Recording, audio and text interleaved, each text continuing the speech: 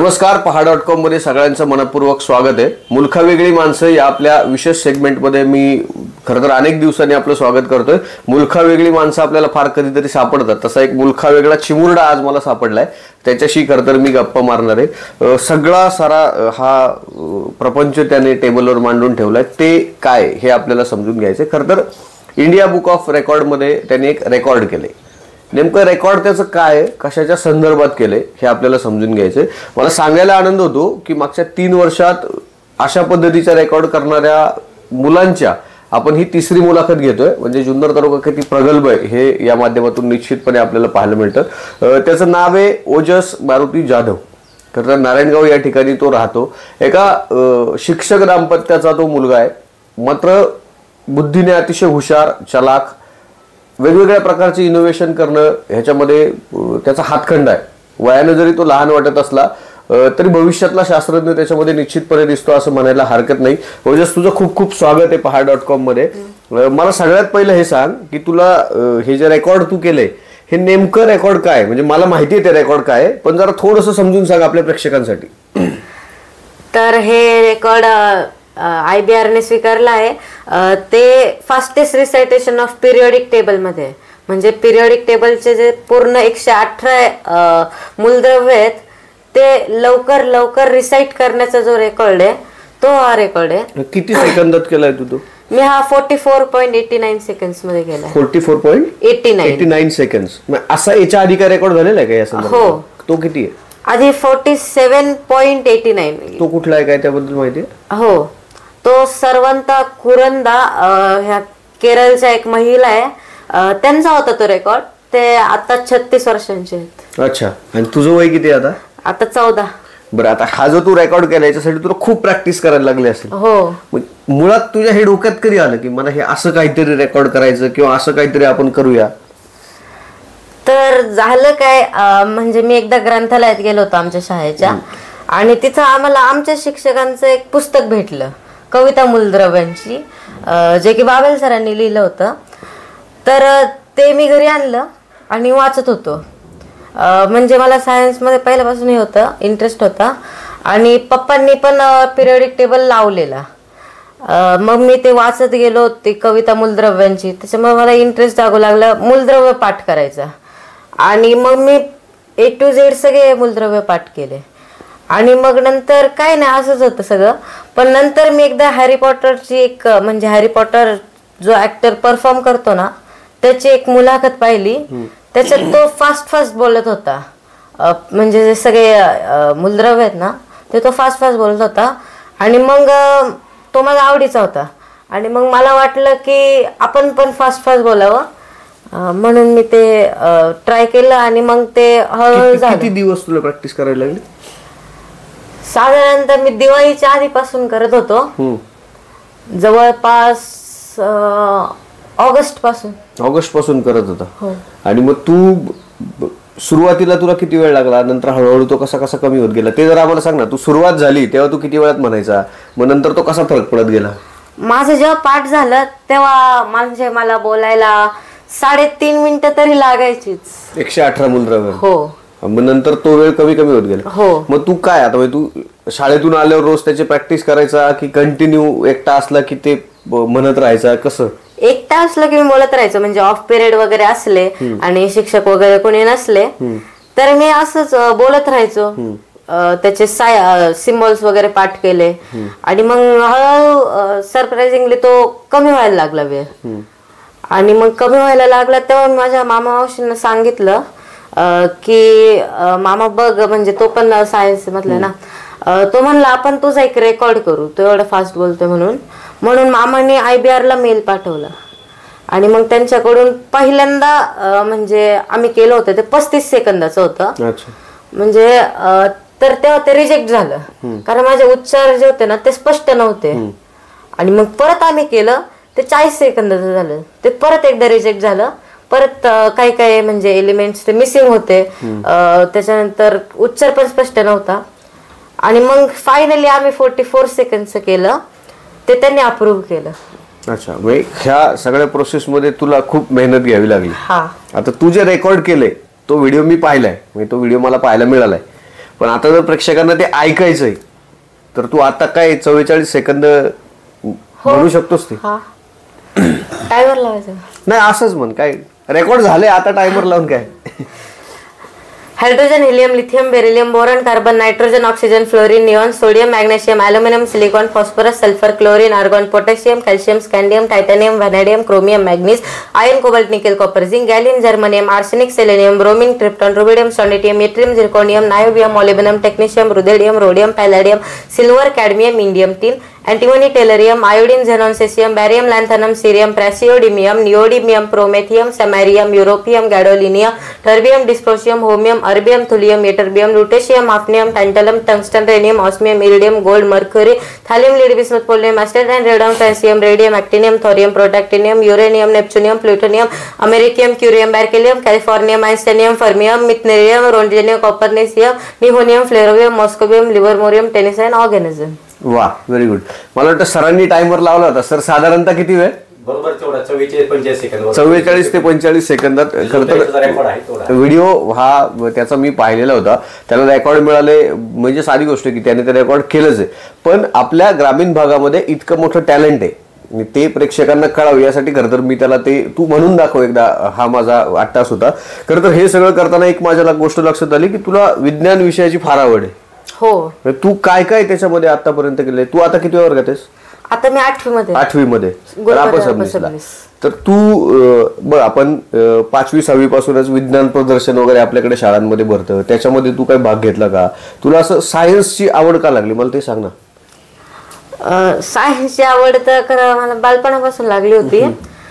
मी जेव्हा लहान होतो तेव्हा म्हणजे सायन्स म्हणजे कार्टून्स वगैरे बघायचो, त्याच्यात मला ते सायन्स फिक्शन वाले कार्टून खूप आवडायचे. मग नंतर स्पायडरमॅन वगैरे बघत होतो तेव्हा खूप म्हणजे सायन्स हे होऊ लागलं, म्हणजे तेव्हाच मला आवड लागली तुला. मग तू ते काय प्रोजेक्ट वगैरे मध्ये पण भाग घेत होता म्हणे, तू बरेच काय काय प्रोजेक्ट केले? हो. त्याबद्दल सांग ना जरा. तर मी 6वीला असताना पहिला सायन्स प्रोजेक्ट मध्ये भाग घेतला होता. तेव्हा कुठे होता तू शाळेला? येडेश्वर विद्या मंदिर येडगावला. तर तेव्हा मी एक गॉगल्स केले होते, स्पाय ग्लासेस, ज्याला की एक म्हणजे रेड हे ग्लास आहे एका बाजूला आणि एका बाजूला ब्ल्यू ग्लास होते आणि काही काही अॅनेक्लिफ म्हणजे आर्ट्स होते, ज्याने म्हणजे आपण रेड याने बघितलं, रेड आयने बघितलं तर ते वेगळं दिसायचं आर्ट आणि ब्ल्यू याने बघितलं तर वेगळं दिसायचं. आपण याचा म्हणजे स्पाईंग साठी आपण उपयोग करू शकतो. आणि ते म्हणजे समजा एकच चित्र आहे पण ते रेड आणि ब्ल्यू यांनी हे केलंय, तर मग ते दोन्ही डोळ्यांनी पाहिल्यावर ते 3D वाटायचं. 3D वाटायचं. अजून काय काय केलं वेगळे वेगळे? हा प्रयोग तू 6वीत केला होता? हो. नंतर परत त्याच्यानंतर 7वीला गेलो तेव्हा मी इलेक्ट्रोस्टॅटिक फोर्स आहे त्याच्याबद्दल एक प्रयोग केला होता, ज्याच्यात की एक स्ट्रॉ आहे, त्याला आपण रब केलंय एका साध्याशा रुमालाने आणि तो एका स्टँडवर ठेवलाय आणि आपले हात रब करायचे आणि आपण जसं जसं आपले हात मूव्ह करतो ना तसं तसं स्ट्रॉ रोटेट होते. हा प्रयोग मी केला होता. तुला ही आता पप्पा शिक्षक आहेत तुझे, पप्पांचा विषय वेगळा आहे, मम्मी प्राथमिक शाळेवरती शिक्षक आहे, त्यामुळे त्यांचं जे सायन्स आहे ते इतकं पुढचं सायन्स नाहीये, महाविद्यालयात जे शिकवतात त्या पद्धतीचं सायन्स नाही. मग तरी पण तुला ह्या विषयाची गोडी आहे. तुला पप्पांच्या विषयाची कधी गोडी नाही लागली? आता त्यांचा समाजशास्त्र विषय किंवा भूगोल हा विषय त्याच्याबद्दल तुला गोडी नाही, तुला विज्ञानाबद्दल गोडी आहे का? असं तुला सायन्सच का? म्हणजे माझा मामा आहे ना, मी जेव्हा छोटा होता तेव्हा अब्दुल कलामांचे वगैरे पुस्तकं मला देत होता आणि ते वाचून वाचून मग मला रोबोटिक्सची आधी आवड निर्माण झाली आणि मग रोबोटिक्स सायन्स फील्ड होतं म्हणून मला सायन्स फील्ड आवडायला लागली. म्हणजे तुझ्या ह्या सगळ्या सायन्स फील्डची प्रेरणा डॉक्टर एपीजे अब्दुल कलाम. तुला काय व्हायचं मोठं झालं? मला पण सायंटिस्ट बनायचंय. मग त्यासाठी काय काय प्रयत्न करायला पाहिजे? तू त्याचा काय अभ्यास करतो? सायंटिस्ट व्हायला काय करायला पाहिजे किंवा कसं? हो. काय काय तू सध्या त्या संदर्भात काय अभ्यास करतो? म्हणजे माझा प्लॅन आहे की 12 म्हणजे 10च्या नंतर सायन्स घ्यायचं, IIT ऍडव्हान्स वगैरे क्रॅक करायचं, IIT मुंबईमध्ये जायचं आणि त्याच्यानंतर मला IIMS व्हायचंय आणि मग नंतर इस्रो मध्ये जायचे. अच्छा, म्हणजे पप्पांना किमान 10 कोटी रुपये बँकेत ठेवायला लागतील सगळं शिक्षण करायला. एवढं खरं तर पैशाचा पार्ट फार नगण्य नाही, पण ही खरी आपली संपत्ती आहे आणि ही भविष्यात राष्ट्राची संपत्ती आहे असं म्हणायला हरकत नाही. त्याचं खूप अनेक विविध कलागुण आहेत त्याच्यामध्ये. तुझा टॅब इथे ठेवलाय तू, मग अशी त्या टॅब मध्ये मला काहीतरी तू ते 3D अॅनिमेशनचं पण काहीतरी करतो. हो, ते काय प्रकार आहे बाबा? म्हणजे मामानी मला माझ्या 2024 म्हणजे मागच्याच बर्थडेला आहे ना मला हा टॅब दिला होता आणि मामाने मला हा अभ्यासासाठी दिला होता. मी ई बुक्स वगैरे त्याच्यावर खूप सारे डाउनलोड्स केलेत आणि मला पिरियडिक टेबल जो आहे त्याच्या पण काही काही जे सॉंग्स होते ते पण मी याच्यात पाहिलेत. आणि मग माझ्या हातानेच म्हणजे फिपा क्लिप नावाचं एक ऍप्लिकेशन आहे, त्याच्यावर मी एक फ्रेम बाय फ्रेम 3 FPS हा frame by frame me animation बनवत गेलो. अच्छा, तर तुला वाचनाची आवड आहे का रे? तू वाचतो का? काय वाचतो? म्हणजे हे मी का विचारतो माहिती का, कारण तू इतक्या लहान वयात तुला हे असले सगळे छंद आहेत, तर मग तू नेमकं काय वाचतो? तू तुझ्या मित्रांना काय सांगशील? बाकी अजून खूप मुलं आहेत की जे तुला या माध्यमातून बघणार आहे, तू असं काहीतरी रेकॉर्ड केलंय, त्यांना तू काय सांगशील? कुठली पुस्तकं तू वाचतो? तुला काय वाचायला आवडतं? किंवा तुझे बाकी छंद काय? तू काय करतो शाळेतून आल्यावर तुझ्या फावल्या वेळेत? फावल्या वेळेत मी जनरली चित्र काढत असतो. चित्र काढतो. वाचायला काय आवडत होतं? मला वाचायला मी अब्दुल कलामचे भरपूर पुस्तक वाचले. रिइग्निटेड हे पूर्ण पुस्तक मी वाचलंय. त्याच्यानंतर मराठा पाठशाळा हे पुस्तक पण मी वाचलंय. त्याच्यानंतर अग्निपंख पण वाचलंय. अग्निपंख पण वाचले. तुला काय एपीजे अब्दुल कलामांचा फारच प्रभाव आहे तुझ्यावरती. काय वाटलं रे तुला डॉक्टर अब्दुल कलाम वाचून? म्हणजे ते पूर्ण म्हणजे आधी ते पेपर म्हणजे त्यांचा व्यवसाय होता, त्यांनी खूप कष्ट केलं. खूप स्ट्रगल केलं. हो, स्ट्रगल खूप आहे त्यांचं. तुझी आता इथून पुढे भविष्यात तो सगळा स्ट्रगल करायची तुझी पण तयारी आहे? तयारी पूर्ण. बरं, आता हे रेकॉर्ड तुझं पूर्ण झालंय, आता अजून काय डोक्यात आहे का की मला आता हे रेकॉर्ड करायचंय किंवा असं काहीतरी मला आता वेगळं करायचंय? हो, मी प्रत्येक म्हणजे जे जे रेकॉर्ड्स आहे त्याच्यामधलं फास्टेस्ट रिसायटेशन पिरियडिक टेबलचं त्याचे पण काही रेकॉर्ड्स मला पाठ आहे. तर पुढच्या वेळी आपल्याला म्हणजे मला लिम्का बुक ऑफ रेकॉर्ड्स करायचं आहे, त्याच्यानंतर एशिया बुक ऑफ रेकॉर्ड्स करायचं आहे, इंटरनॅशनल बुक ऑफ रेकॉर्ड्स करायचं. आता हे मूलद्रव्यांचं झालं, हे सोडून वेगळं असं काही रेकॉर्ड करायचं आहे का डोक्यात? हा, एक डोक्यात आहे फक्त की पिरियडिक टेबलचे जे मूलद्रव्य त्यांचे सिम्बॉल्स आहे ना ते पटापट रिसेट करायचे. अच्छा, म्हणजे HHE LI B. किती वेळा नंबरला कोणता हे पण पाठ आहे? हो, ते पण पाठ करून ठेवलंय तू. ह्याचा तुला आता शाळेत वगैरे आता शिक्षक लोक तुला विचारत असतील रे, असं झालंय कधी? एकदा झालं होतं. तर एकदा एक प्रश्न होता आम्हाला, व्हॅलन्सी विचारली होती आणि त्याचे जे शेल्स आहे ना त्याचे इलेक्ट्रॉनिक कॉन्फिगरेशन विचारली होती आणि ऍक्सिडेंटली तो आला होता युरेनियम. आणि मग युरेनियम कितव्या नंबरला आहे हे टीचर्सला माहित होतं, फक्त ते आम्हाला विचारलं होतं.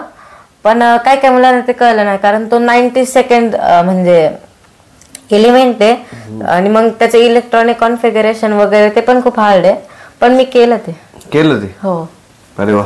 खरं तर फार हुशार आहे तो. म्हणजे मला असं वाटतं त्याचे शिष्यवृत्तीचे सर माझ्या समोर बसलेत. सर तो आता त्याला 12वी सायन्सचा पेपर जरी दिला तरी तो सोडवेल अशी मला आता खात्री वाटायला लागली, इतका तो हुशार आहे.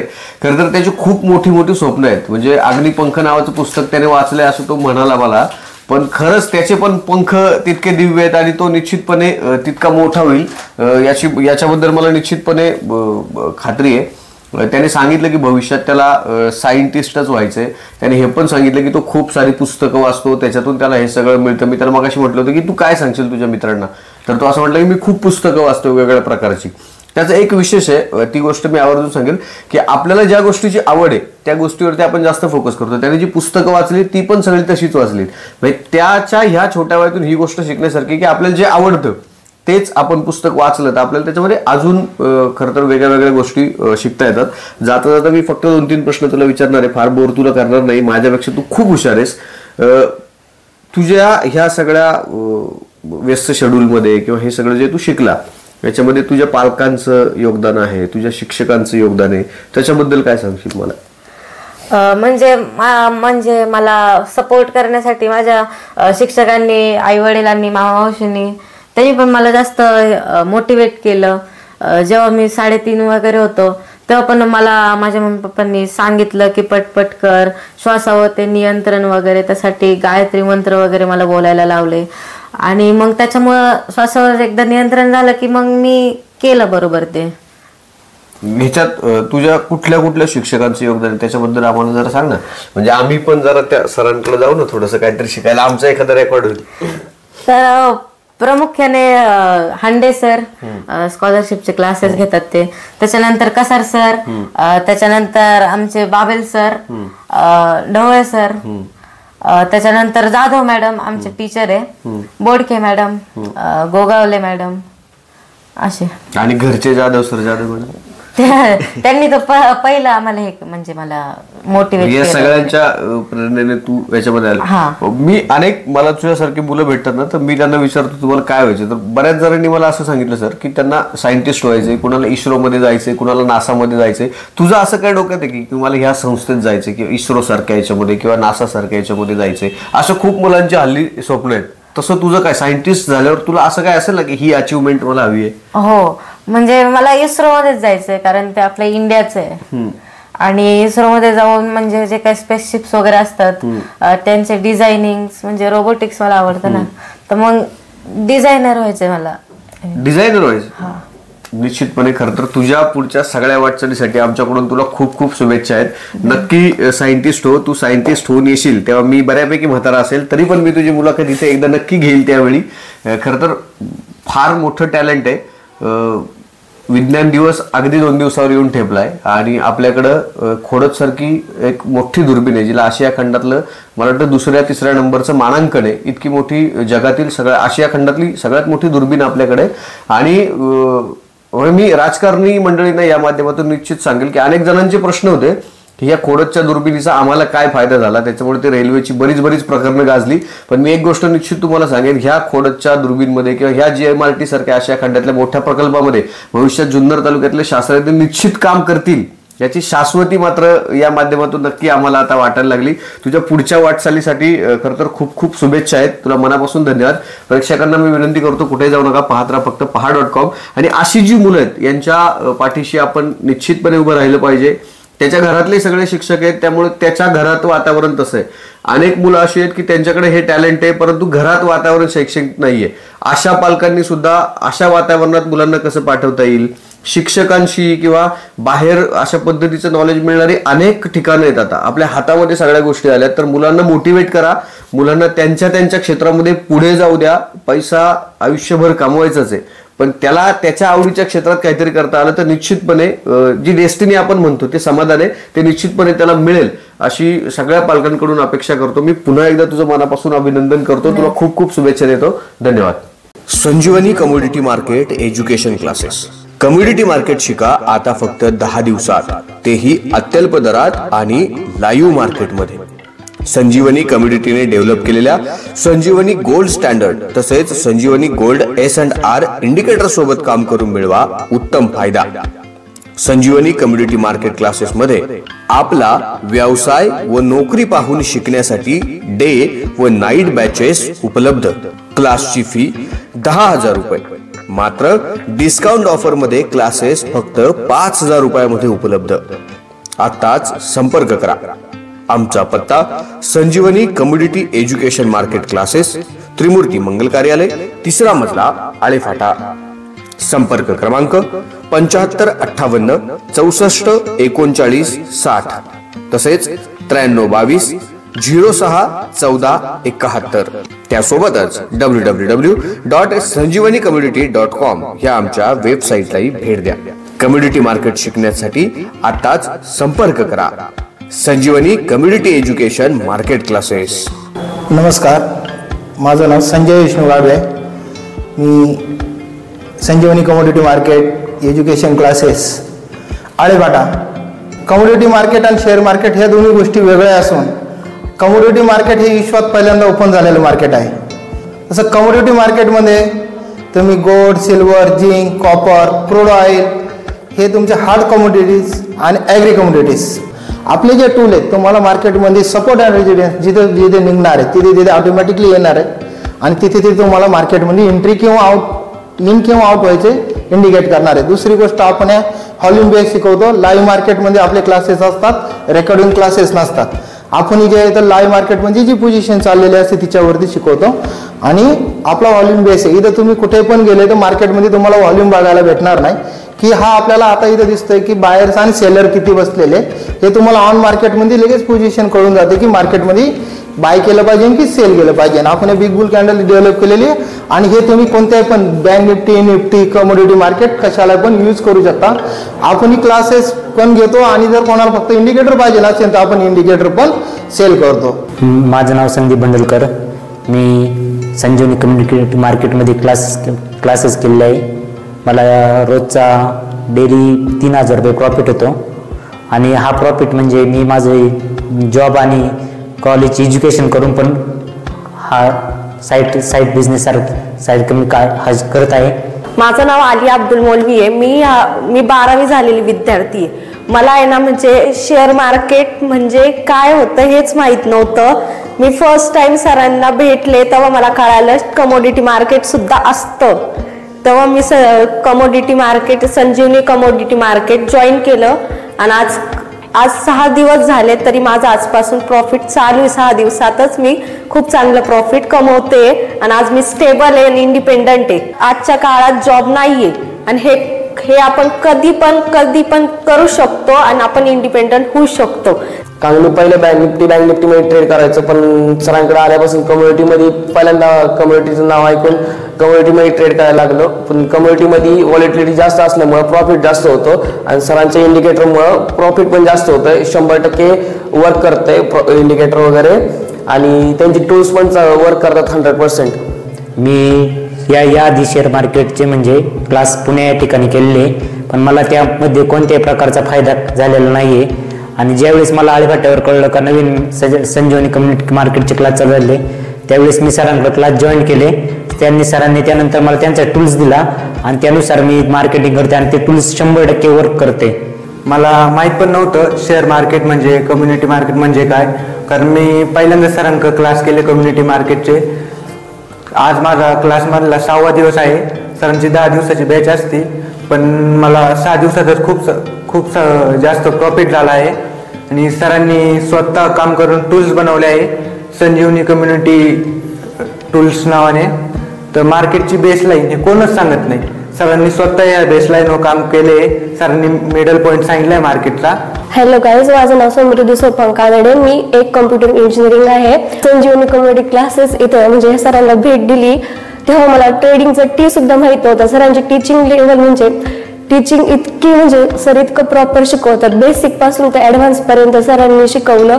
टीचिंग लेवल सरांची खूप चांगली आहे. ट्रेडिंग एक सट्टा नसून एक बिझनेस आहे.